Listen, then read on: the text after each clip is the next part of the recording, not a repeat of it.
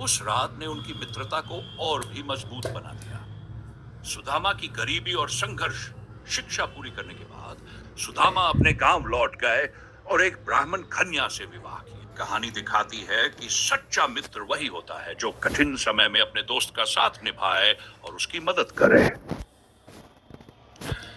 सुदामा और श्री कृष्ण का बचपन के मित्र थे। दोनों ने उसी संदीपनी के आश्रम में एक साथ शिक्षा ग्रहण की। सुदामा बहुत गरीब ब्राह्मण परिवार से थे, जबकि श्री कृष्ण धनवान यादव कुल के राजकुमार थे। लेकिन उनके बीच का प्रेम और मित्रता समान थी। एक दिन आश्रम में रहने के दौरान सुदामा और श्री कृष्ण जंगल में लकड़ी। सुदामा ने पहले संकोच किया, परंतु पत्नी के आग्रह पर कृष्ण की अमर मित्रता पृष्ठभूमि।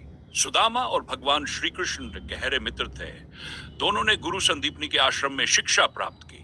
कृष्ण राजकुमार थे, जबकि सुदामा एक साधारण ब्राह्मण परिवार से थे, परंतु उनकी मित्रता में कभी भेदभाव नहीं हुआ। घटना शिक्षा पूरी होने के बाद दोनों अपने अपने जीवन में व्यस्त हो गए।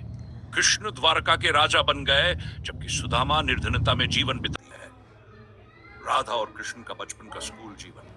गोकुल और बरसाने की गलियां राधा और कृष्ण की हंसी ठिठोली से गूंजती थी। जब कृष्ण थोड़े बड़े हुए तो नंद बाबा ने उन्हें गुरुकुल में पढ़ने भेजने का निश्चय किया। गुरुकुल में शिक्षा के दौरान कृष्ण के साथ बलराम भी गए। राधा को यह सुनकर बड़ी उदासी हुई कि उनके प्रिय कान्हा अब उनके साथ खेल नहीं पाएंगे, लेकिन राधा ने हार नहीं मानी। एक दिन राधा ने अपनी सहेलियों से कहा, कान्हा का गुरुकुल जाना जरूरी है, पर क्या हमें उनसे जो हमें सच्ची प्रेरणा और जीवन की सीख देती है। बाल सखाओं की सच्ची मित्रता। राधा जी और कान्हा बचपन से ही बहुत अच्छे मित्र थे।